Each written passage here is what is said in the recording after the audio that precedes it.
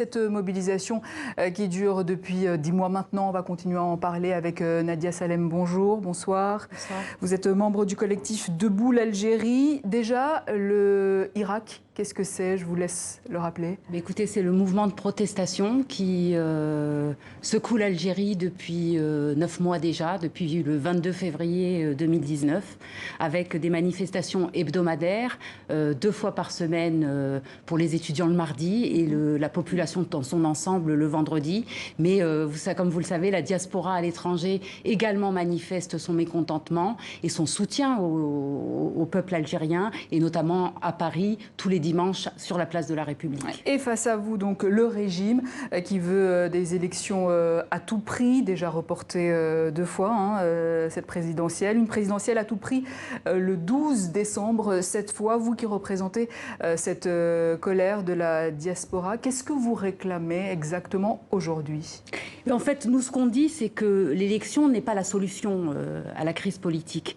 Et on appelle justement, à travers cet appel que nous avons rendu public dès hier, nous appelons en fait les 2 mouvements qui aujourd'hui en Algérie sont les plus organisés, c'est-à-dire le pacte de l'alternative démocratique et les dynamiques de la société civile à se rencontrer, ce qu'elles font déjà a priori, mais à lancer des assises nationales de transition. Parce que nous pensons effectivement que la solution n'est pas dans l'élection, mais elle est dans des assises nationales de transition qui permettront l'installation d'une instance collégiale de transition. Il faut aller à un processus transitionnel. Mais visiblement, au sein du Hirak, de votre mouvement, il y a plusieurs sons de cloche. Il y en a qui veulent des élections, dialoguer même avec le chef d'état-major, Gaïd Salah. Vous en pensez quoi?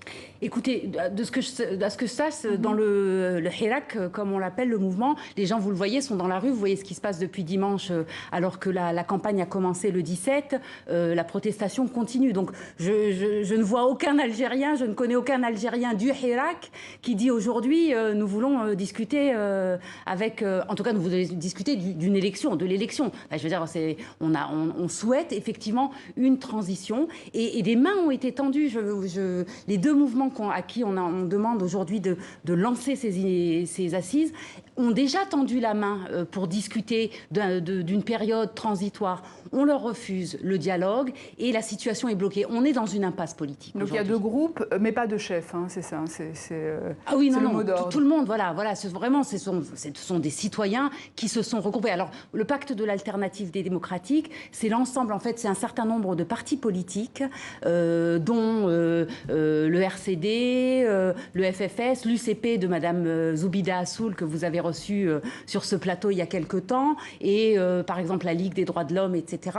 Et du côté de ces dynamiques de la société civile, l'autre organisation que nous avons appelée à créer ces assises, ce sont en fait majoritairement des syndicats, des organisations syndicales et des personnes de la société civile. Mais s'il n'y a pas de chef, c'est peut-être pour ça que vous avez du mal à concrétiser votre projet? Je ne crois pas que la question du chef se pose tellement aujourd'hui.